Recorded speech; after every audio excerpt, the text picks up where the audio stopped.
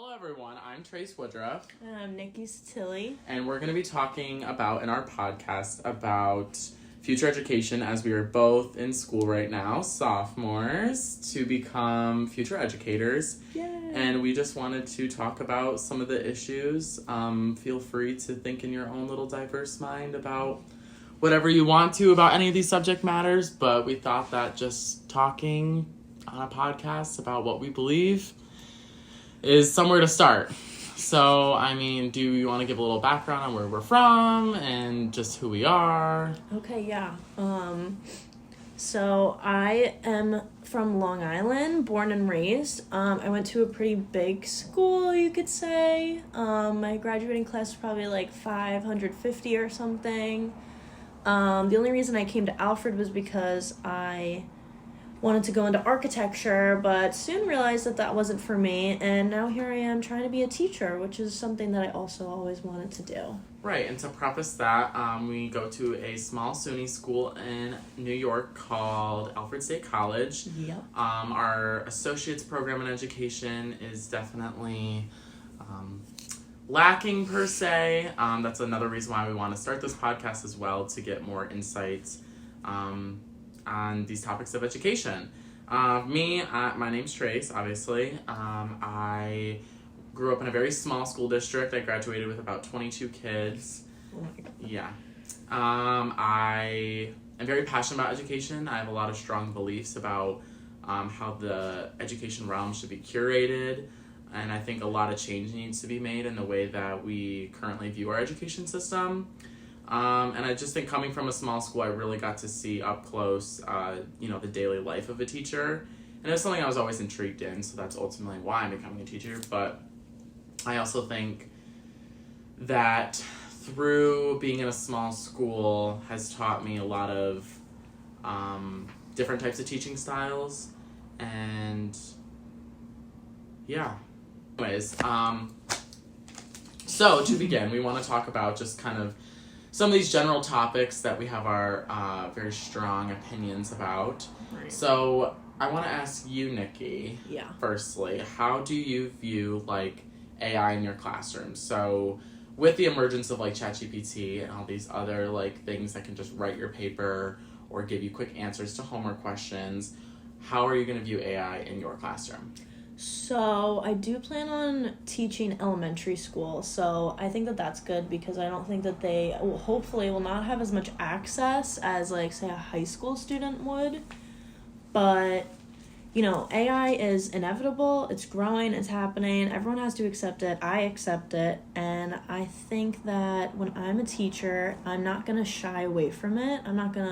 It's not going to be like saying Voldemort in my classroom. We're going to talk about ChatGPT or any AI.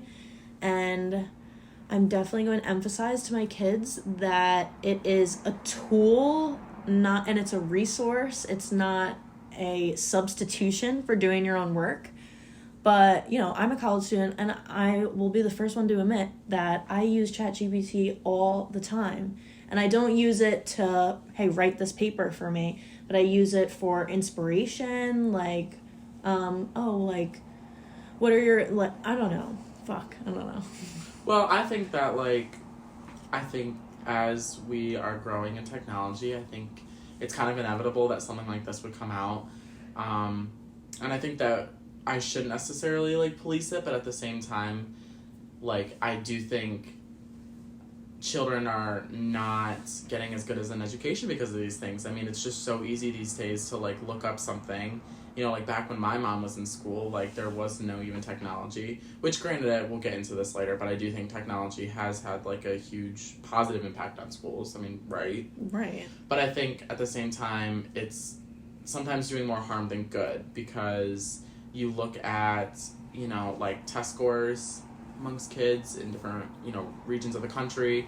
And I don't want to, blame AI for that, but I do want to think to myself, if we're having these issues now, how much worse is it going to be? I definitely think in my class I want to establish that it can be used as a tool, but I think a lot of... also, I didn't mention, I would like to be a high school English teacher, and I think AI is especially alarming to me because, you can give it any prompt, really, and it'll write it for you. But I think it should be used as a tool because kids are going to use it. Nevertheless, they're going to use this. And I think using it in a smart way is important.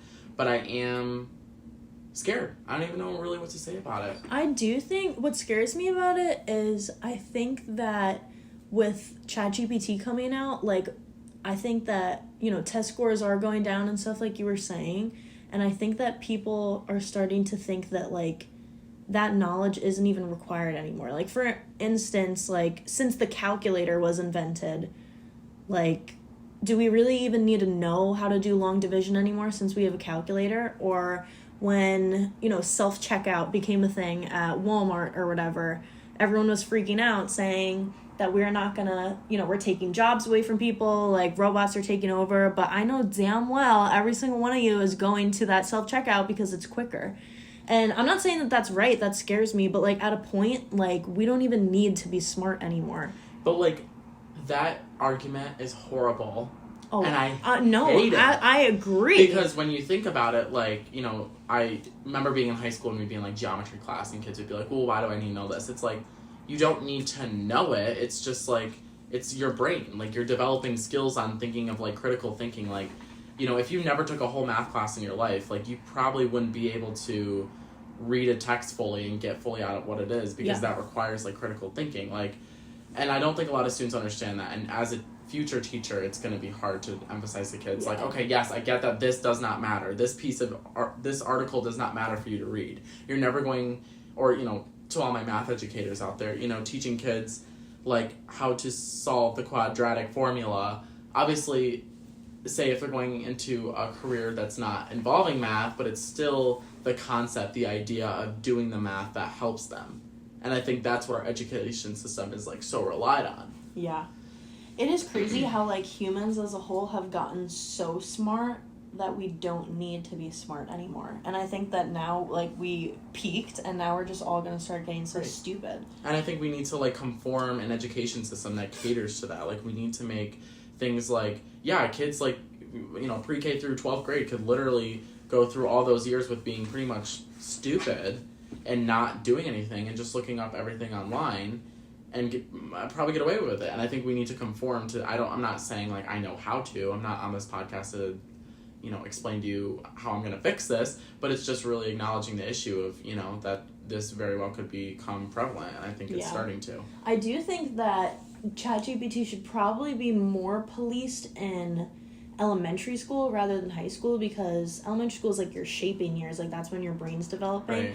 I don't think that it should be, I mean, I think it should still be, like, restricted, but if AI is going to be a tool that people are going to be using forever now, then when you're in high school, you're becoming an adult and you kind of have to start, like, learning those resources that you're probably going to be using for the rest of your life. But I don't think that it really belongs in elementary school. Right. Because, you know, that's not where you're learning, like, life skills. You're learning, like, how to use your brain more. Right. And I feel like high school is more, like, preparing you for adulthood. No, yeah, I'd agree. Which is where you would, probably. Right, and that's what, that kind of goes back to the argument of, like, you know, when you're an adult, like, you're gonna have it, you know, teachers always say, oh, you're not gonna have a calculator, but when, like, you're in the real world, yeah, exactly. You're gonna have a calculator. You're gonna have a calculator. Like, I remember in elementary school, like, learning about, like, change and stuff, and, like, you know, when you're a cashier, like, if the apple's $4 and they give you $5, how much is the change, blah, blah, blah. Right. And, yeah, like, you need to learn how to do that, but, like, have you ever had to do that math as a cashier? Yeah. No. You literally... No, you type cashier, in. Yeah, as a cashier, me too. Like, working at fucking the ice cream shop, you type in how much they gave you, and then the register tells you how much to get back. Yes, we're just, you know, brain dead specimens at this point. Absolutely. And we are trying to conform to a society that caters to that, but in a productive manner. Yeah. I personally believe. Period, thesis. This was a funny story. Over the summer, I was working, and someone gave, like, say someone gave this girl a $5 bill, and the ice was $3.80. The cash register, like, broke in the moment, and the fear in this girl's face, she looks at me, she's like, Nick, the cash register just broke. I'm like, okay.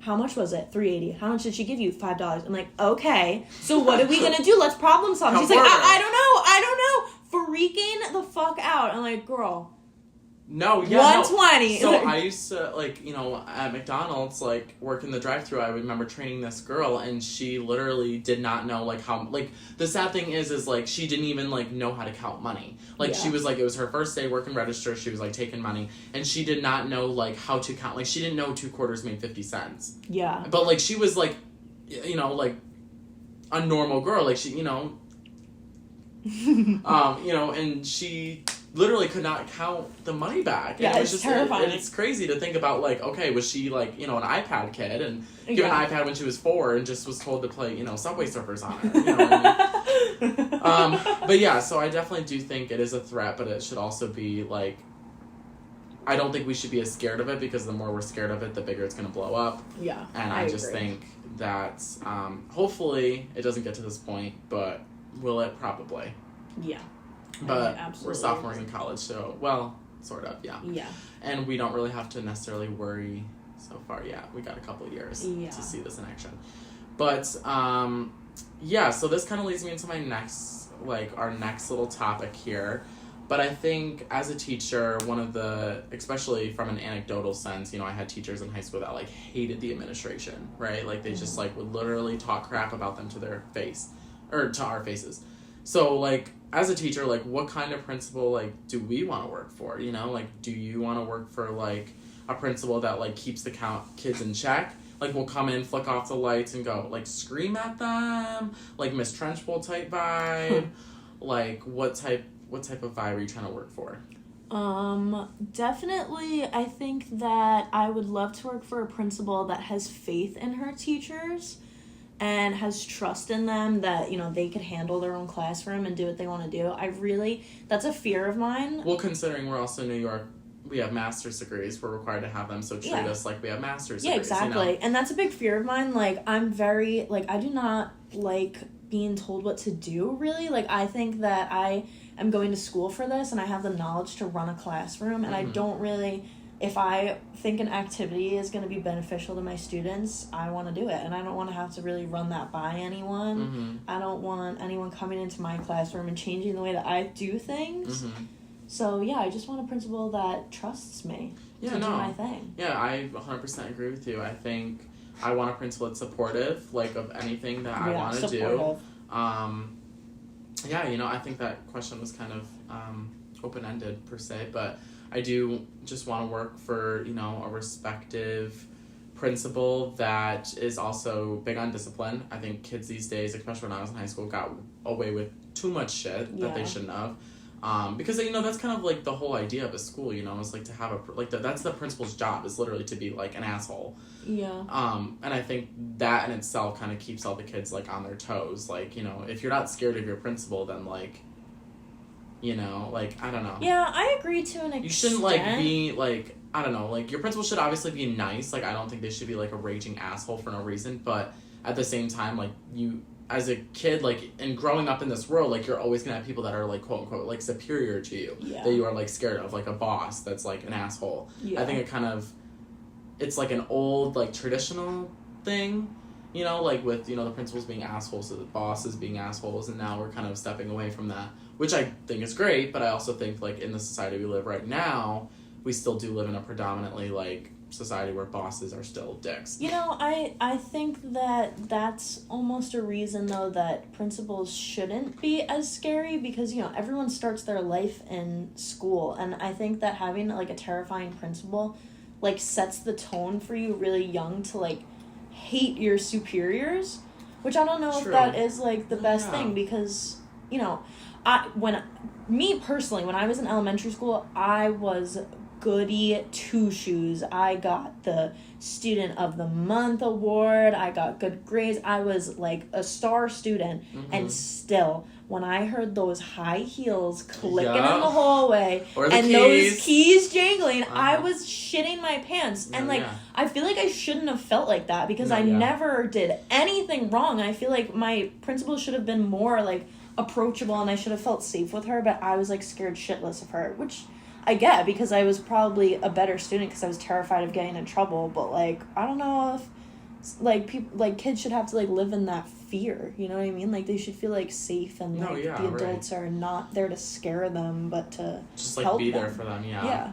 No, I agree with that perspective, because I remember when I was in 4th grade, I remember the principal her name was, probably shouldn't even say her name. We'll just say Miss Catterline for an example. Okay. Miss Catterline called me down in her office, and she was screaming at me. I had, like, said, like, one swear word in the elevator with my friend, and she, like, went and ratted on me. But she, like, literally, I remember I was sitting in, like... Fuck that friend. Yeah, literally. What the hell? Yeah, actually, we're good friends to this day. Oh. Shout out to you, Alicia.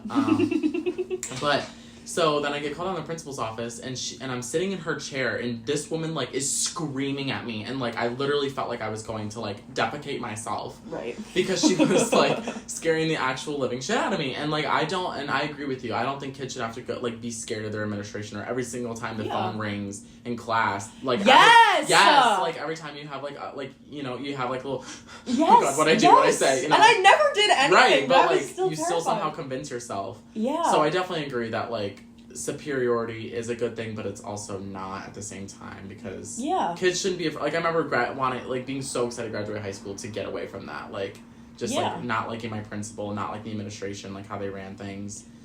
I've always just been very big on, like, more rehabilitation than punishment, like, especially with something like that. Yeah, like kids. Yeah, like you said, you said a cuss word. I don't think that you deserve to be screamed at. I think that you should have been called out to the principal, and she should have been like, "Hey, babe, we don't say those words. That's not a nice word. What made you say that? What made you say that? Why did you feel like you should say that?" And, you know, correct it rather than scare that behavior out. Exactly. I don't know. I'm just not big on punishment that. I agree with you. Yeah. Rehab over punishment any day. Yeah. So, and that leads us into our next segue about cheating. And, you know, talking about ChatGPT earlier, we didn't really head on, you know, you are obviously going to face, depending on if you teach, like, upper elementary, you know, you're going to face cheating, especially with, like, how widespread the internet is, kids cheating on each other. How do you want to run your classroom, like, by cheating? Well, can you give me, like, a specific example? If a kid cheats on a test, like, off another kid. Say they were taking a test, and you see their phone out by their side, and they're cheating there. I definitely do not believe in embarrassing children in front of their peers. So, he's going to finish that test. He can use his phone, whatever the hell he's going to do. He's going to finish it. And then when that test is over, they have lunch, whatever they have. I call that kid aside while no one else is around. And again, like I said with the principal thing, like, it's not going to be screaming. It's not going to be, what is wrong with you, blah, blah, blah. It's going to be, listen, so did you study for that test? No. What made you think that cheating was the right decision to make? Why did you cheat? Were you unable to prepare? Do you think that you weren't getting enough out of my lectures? Like, I want to know their reasoning first. And I am obviously going to give them a 0 on that and turn it into more of a teaching moment. And so you wouldn't tell administration? Honestly, I feel like it would depend on, like, the situation. Like, I feel like if this is, like, I do believe in second chances, so no. If it was a first offense, probably not. I probably would not. If it was a kid that was having issues all year, and, you know, we had this conversation before and then they did it again, yes, I'll send you to the higher power. But if this is one of my star students who I've never seen cheat, who gets good grades, I know they know what they're doing, and something was obviously wrong where they had to do that. Maybe something's going... Because, you know, something could be going on at home. Something could be bothering them. There's a reason that they weren't able to study for that test. Well, Miss Nikki, I'm glad to know that you are so understanding of fucking cheaters. I view differently. Actually, not too much. But I like that you come from a place of understanding. Because I think... Because also, I'm a kid, and I would be lying right now if I said I never looked at someone's paper next to me, even when I was in elementary school. Like, you just have those days. I forgot about the test. Oh my god, I'm freaking out. Yeah. Yeah, it happens. Everyone does it. Yeah, I think, like, from speaking personally, when I was in 8th grade, I cheated. I literally did that. That's why I said that. I would literally pull up my phone during a test. And I remember, like, she made it, like, and it was a big deal. Like, she caught you? Oh, yeah, she caught... Well, she didn't see me doing it, but she saw, like, that the way that I was doing the math was, like, not the way she taught at all, and she was, like... She had, like... Because the answer keys for everything were, like, online. It was, like, through, like, Engage in New York. So, it was all just, like, all her tests were online, all the answer keys. So I obviously cheated, and she caught me. And she had, like, called my mom. My mom was super pissed. And she went to the principal's. And, yeah, like, I mean, I got really scared out of it. I mean, she gave me, like, I had, like, 3 days of after-school detention. And, like, ever since then, like, I don't cheat. Like, it's just been kind of so ingrained into me. But, I mean, truly, that is, like, a personal thing. I can't go back to my 8th grade mind and, like, why I did it. Probably just because, like, hello, I didn't study. I want to do good. Yeah. And I was never really good at math.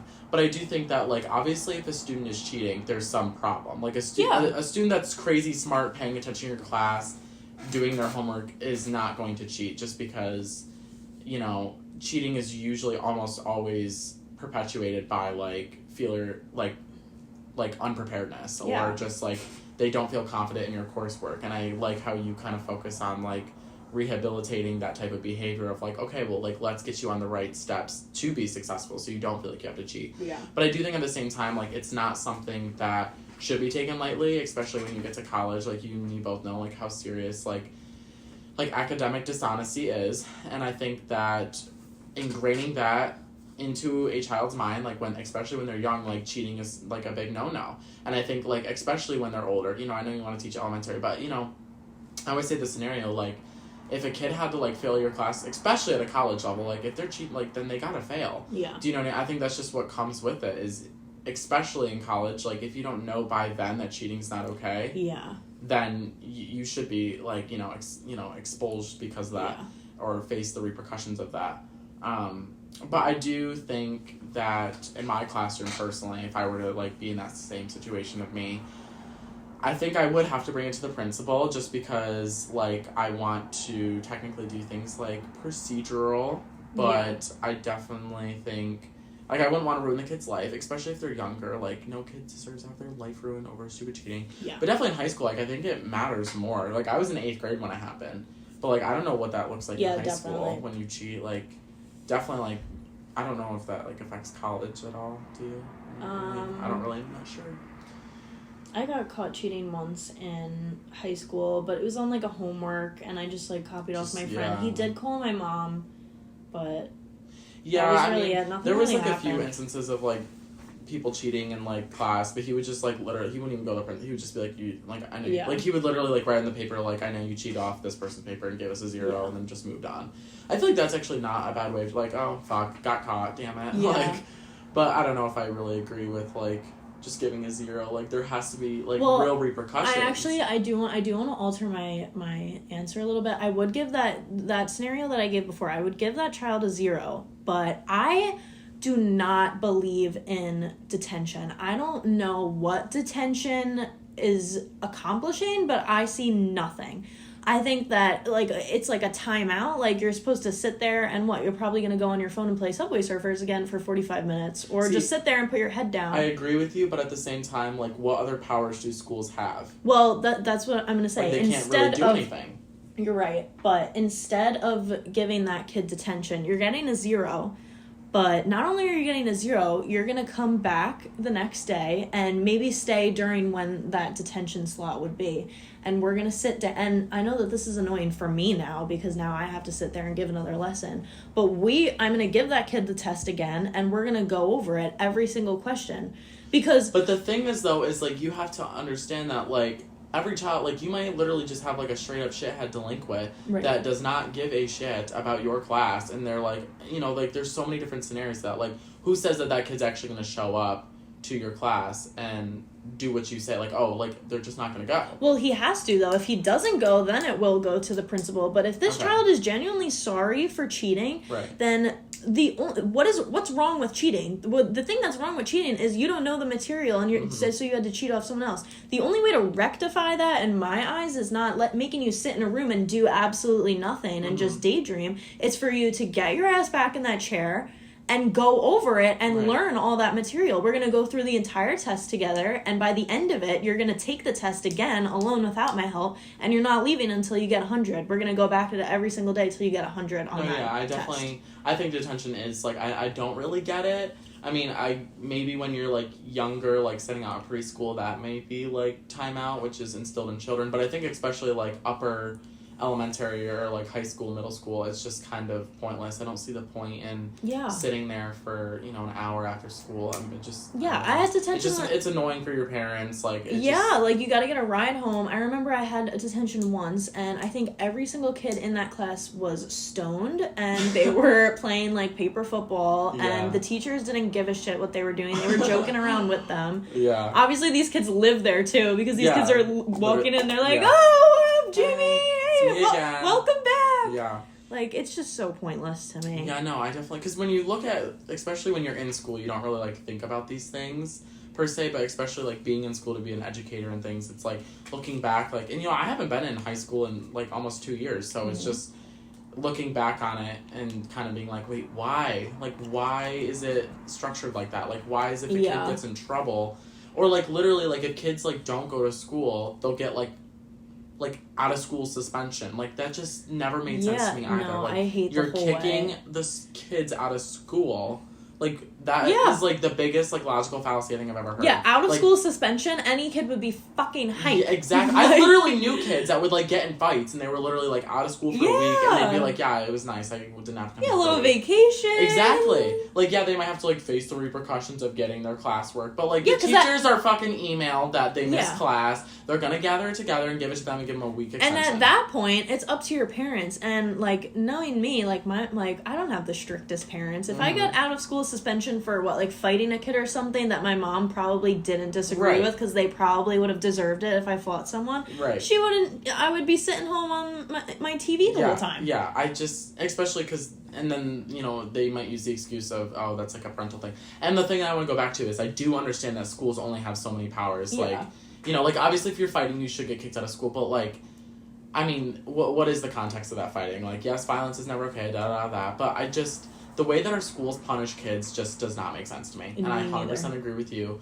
Like, okay, I get, like, maybe, like, ISS or something, like, staying in school and having to, like, sit in a boring room all day. See, that low-key makes sense to me. Like, doing work, day, though, at least. Right, no, like, well, in my school, that's what they did. Like, every class that you were in, you did coursework for that class. I never had it, so I didn't either, but all my friends, of course, got it. Some delinquent friends. And, yeah. Yeah. So this leads us into our advertiser for this video, and that is Teachers Pay Teachers. Have access to tests, quizzes, lessons, lesson plans, homework, and visual aids to accept all students and all of their needs, and also get guidelines for your state's curriculum, because that's just less work that you have to do as a teacher. And it also supports other teachers. You can also create your own digital content and upload it and get paid for it. Access free lesson plans and make your classroom a better place for your students. Okay, so I think that concludes a lot of what we wanted to talk about. This touches a lot of bases on the future of our education, what we expect our classes to look like. Yeah. This is very nice to, you know, go into a career with these types of things in mind. Yep. You have anything to say, Nikki? I had a really good time sitting down with you and talking about this, because we have these conversations anyways, even if we weren't recording, so it's nice to document our thoughts. Well, thanks for coming over. Yeah, to my apartment. Yeah, I guess, and, good to be here. Yeah. I live here. But yeah, that pretty much sums up everything. Thank you all for listening, and we'll see you next time. Woo!